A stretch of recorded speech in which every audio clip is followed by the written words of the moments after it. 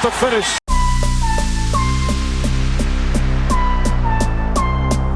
All right, old school NBA fans, self-researched NBA facts. Got another video for you. As always, thanks to anybody who watches my videos, subscribes to my channel. I really appreciate it. In this video here, I'm taking a look at most people regard as the 5 best wing players of all time. That would be Dr. J, LeBron James, Larry Bird, Kobe Bryant, Michael Jordan. Obviously, different people have them in different order. I don't consider Magic Johnson a wing player. He was more of a top-of-the-key player, definitely not a wing. And a real simple comparison between these 5 players, and that is, how did they do when they played Hall of Fame centers? Some of these guys had Hall of Fame centers on their teams. Some of them didn't. But let's just take a look. Dr. J, 1973 Eastern Division semifinals against Kentucky. Now, Artis Gilmore was the center. The dude was like 7'2", but they also had Dan Issel on the team. He was playing power forward at the time, but he played center later on. But either way, we're just calling that one series, one center, whatever. They got beat 4-3. In 74 Eastern Division finals in the ABA against the Kentucky Colonels again, same setup, Gilmore and Issel, they won 4-0. The 1974 finals against the Utah Stars, Zelmo Beatty was the center. But Dr. J's team won, the Nets, 4-1. In the 76 ABA finals against Denver, a very good team, David Thompson, Bobby Jones, Dan Issel, Dr. J and the New York Nets won 4-2. 1977 Eastern Conference semifinals against Boston, that would be Dave Cowens. They won 4-3. 77 Eastern Conference Finals against Moses Malone in Houston. They won 4-2. 77 Finals against Portland. That would be Bill Walton. They got beat 4-2, but Dr. J played really well, and he had this really sweet dunk on Bill Walton. That time, Julius roaring to the basket, came up in Walton's face. 1978 Eastern Conference semifinals against the Knicks. They swept Bob McAdoo. 78 Eastern Conference Finals against Washington.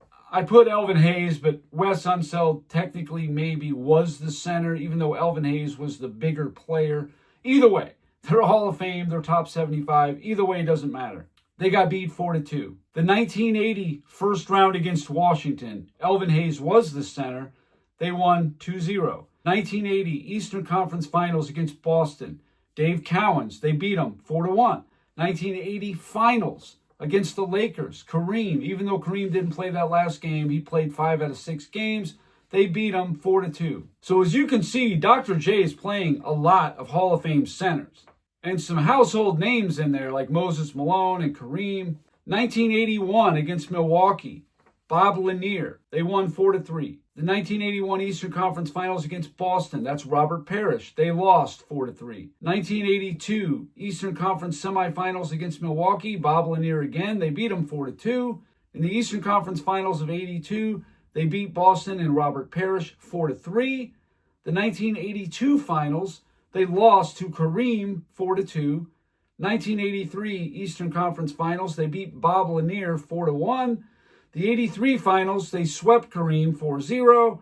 1985 Eastern Conference Finals, again against Boston, they got beat 4-1. In 1987, first round against Milwaukee, they got beat by Jack Sikma 3-2.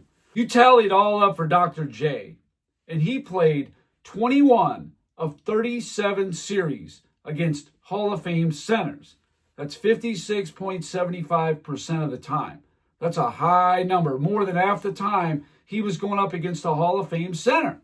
13-8 record in those 21 series. That's a very good record. Larry Bird, 1980 Eastern Conference semifinals against Houston. That was Moses Malone. They swept them 4-0.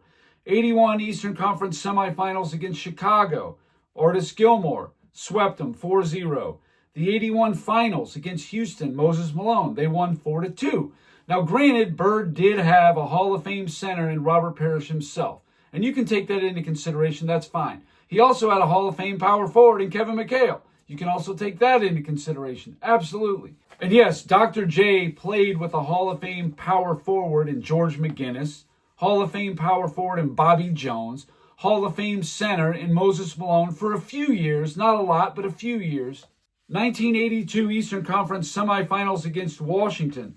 Spencer Haywood, I know he was a little older, I think he was like 32, but they won 4-1. 1983 Eastern Conference semifinals against Milwaukee. They got beat by Bob Lanier and Milwaukee 4-0. 1984 Eastern Conference Finals, again against Milwaukee. This time they gentlemen sweep them. 1984 Finals, they beat Kareem and the Lakers 4-3.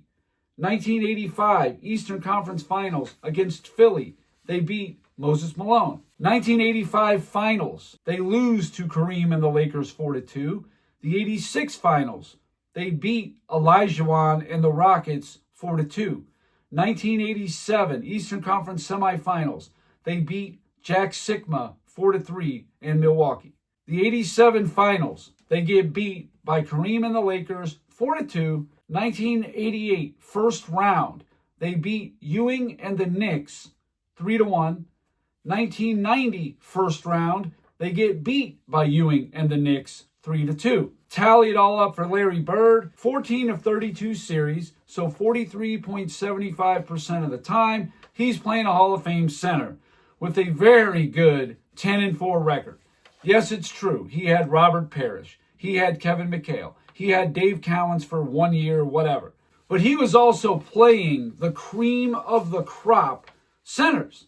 Moses Malone, Kareem Abdul-Jabbar, Artis Gilmore, Bob Lanier a few times, Hakeem Olajuwon, Patrick Ewing. These are the cream of the crop centers right here. And Larry Bird did good against them. How about Kobe Bryant?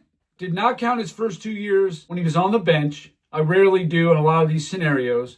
1999 first round against Houston and Olajuwon. Olajuwon was older. He had Shaq. They won 3-1. 1999 Western Conference semifinals against San Antonio. David Robinson, they got beat 4-0. 2000 first round against Sacramento. They won 3-2. That was Vlade Divac. Now I highlighted the players that are international basketball Hall of Famers. I don't know that I necessarily will put these guys in the NBA Hall of Fame, but that's why I highlighted it. And I do make a note of it at the end, and you can decide for yourself. 2000 Western Conference Finals against Portland. That was Arvydas Sabonis. They win 4-3. 01 first round against Portland. Same thing against Sabonis. They win 3-0. Then in the 01 semifinals against Vlade Divac. They win 4-0. 01 Western Conference Finals. They sweep David Robinson 4-0. And in the 01 finals against Mutombo, they win 4-1. The 2002 Western Conference semifinals, they beat David Robinson 4-1. 02 Western Conference Finals, the big controversial one. Vlade Divac, they beat him 4-3. 2003 against Garnett, they win 4-2. Now I'm going to get people say that, well, he wasn't exactly the center. It was that Nesterovich guy, or it was this guy, it was Kendrick Perkins. But he played center quite a bit. And he was a big. He was 6'11". Let's not be stupid here. You're splitting hairs. The guy played a fair amount of center in his days. 2003, San Antonio. That was David Robinson's last year. Now, they lost 4-2, but I could easily say Tim Duncan. The same thing as Garnett. He played a fair amount of center. He's a 7-footer. I mean, come on, let's be reasonable. Anybody who's 6'11 or 7 foot and plays near the basket, they're a center, period. Unless they're Tony Kukoc, they're a big man. They're not even a Karl Malone big man. They are a center, rim protector. 2004 first round against Houston, Yao Ming, they won 4-1. 04 semifinals against Duncan, they won 4-2. 04 Western Conference Finals against Minnesota, that was Garnett, we win 4-2. The 2004 finals against Detroit, Ben Wallace, they got beat 4-1. Ben Wallace was like 6'9", but he was the center, rim protector. Continuing on with Kobe, this is now without Shaq. I gave you the ones with Shaq. These are the ones without Shaq. 2008 Western Conference Finals against San Antonio. Tim Duncan, they win 4-1. 2008 Finals, Boston against Garnett. They got beat 4-2. 2009 Finals, Dwight Howard, they win 4-1. 2010 finals against Garnett. They win 4-3. All told for Kobe, Hall of Fame centers, 20 of 38 series for 52.63%, which is a lot. Not quite as much as Dr. J, because he played 56.75%. But as you can see, I did make a distinction, 6-0 versus international Hall of Fame centers. That would be Arvydas Sabonis, Vlade Divac, and Yao Ming. That was 6 wins right there. If you feel like these guys would not have been NBA Hall of Famers, then he would be 10-4. Still a very good record. And yes, he had Shaq, who was the best center in the NBA from at least 99 to 04. Those 6 years when Kobe was a starter on the Lakers, it's fair to say Shaq was the best center in the NBA. Yes, definitely something you can take into consideration. But even by knocking out the international players, 10-4 record. Even if you just look at the ones without Shaq, a 3-1 record. Still pretty good all the way around. Now, how about Michael Jordan? Michael Jordan never played with a Hall of Famer above what? 6'8", 6'7"? He never played with a Hall of Fame big man. All these other guys did. He didn't. 1986 and 87 first round against Boston. Robert Parrish lost 3-0 in both. 1989 Eastern Conference semifinals against Ewing. They win 4-2. 1990 first round against Milwaukee. That would be Jack Sikma. They win 3-1. 1991 first round against the Knicks. That'd be Patrick Ewing. They win 3-0. 1991 finals against the Lakers. Vlade Divac. They win 4-1. 92 semifinals against the Knicks. Ewing. They win 4-3. 93 Eastern Conference Finals, Ewing again. They win 4-2. 1995 first round against Charlotte. That's Alonzo Mourning. They win 3-1. They also had Larry Johnson, pretty nice big in there also, but he didn't make the Hall of Fame. 95 semifinals, Shaquille O'Neal. They lose 4-2. 96 first round, Alonzo Mourning. They win 3-0. 96 semifinals against Ewing. They win 4-1. 96 Eastern Conference Finals, Shaq. They win 4-0.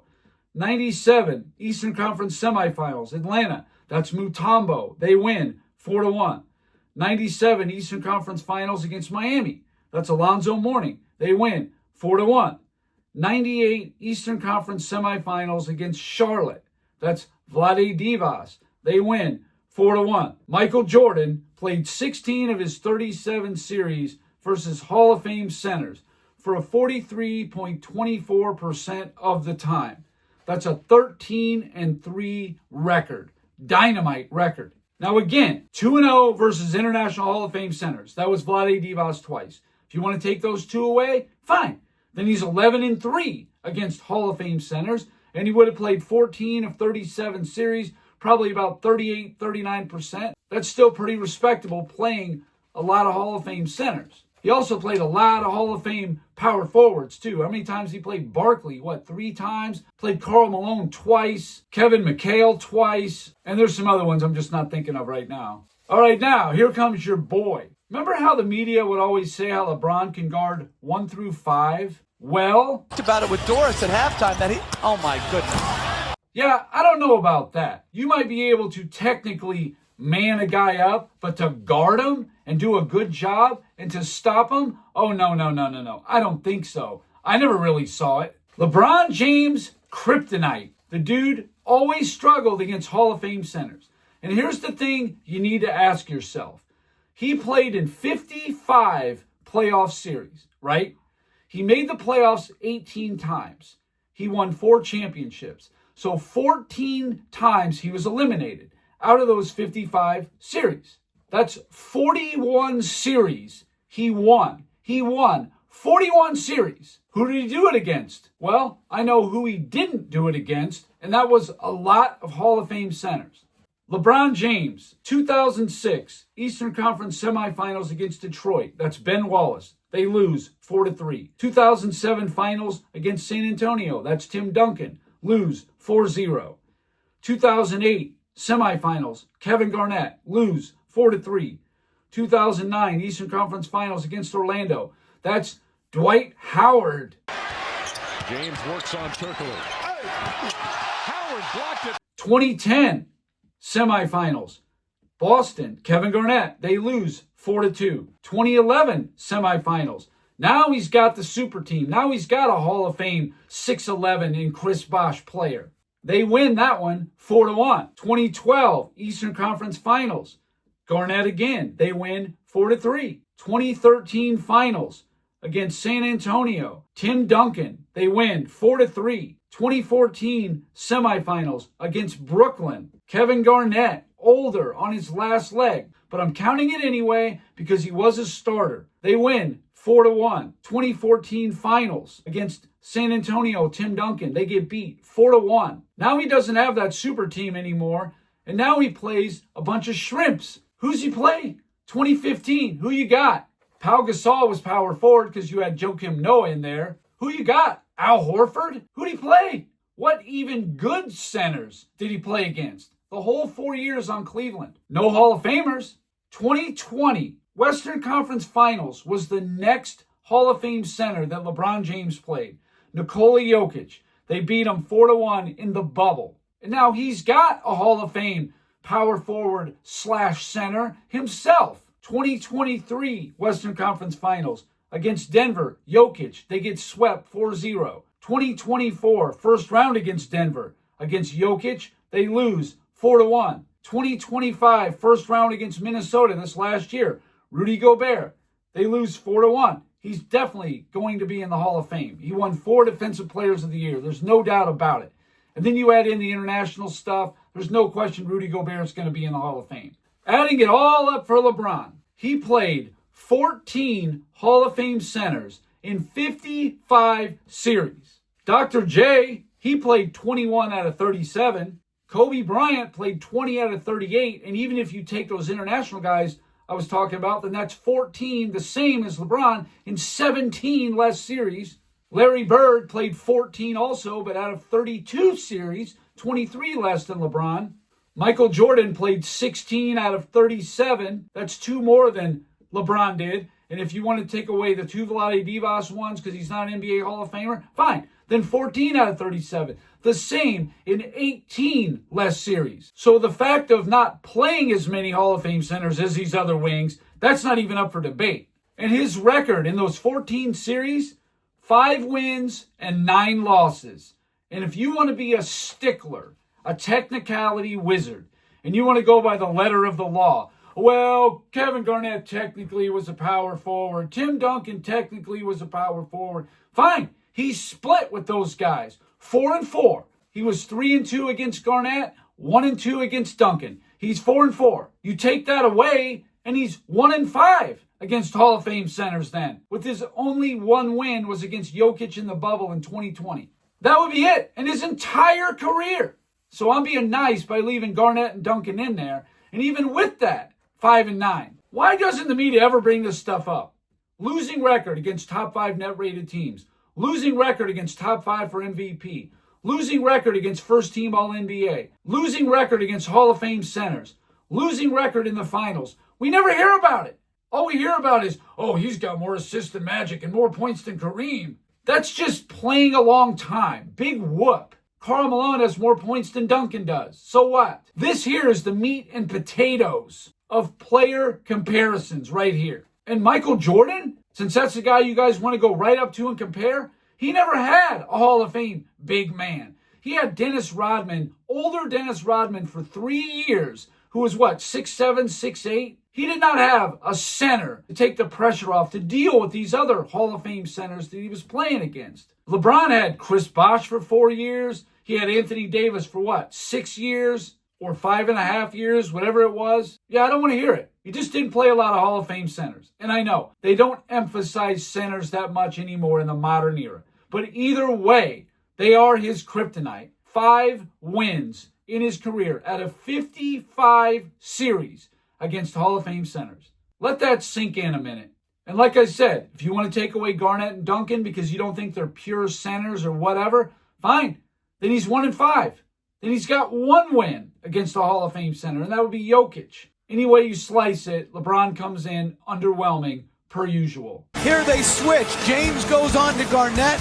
Rondo does a good job of finding Garnett on the seal. So anyway, that's all I got for this video. Thank you guys for watching. If you liked it, please hit the like button. If you wouldn't mind sharing it, that would be great. If you haven't subscribed already, please do. I give daily content, and that's it. Until next time.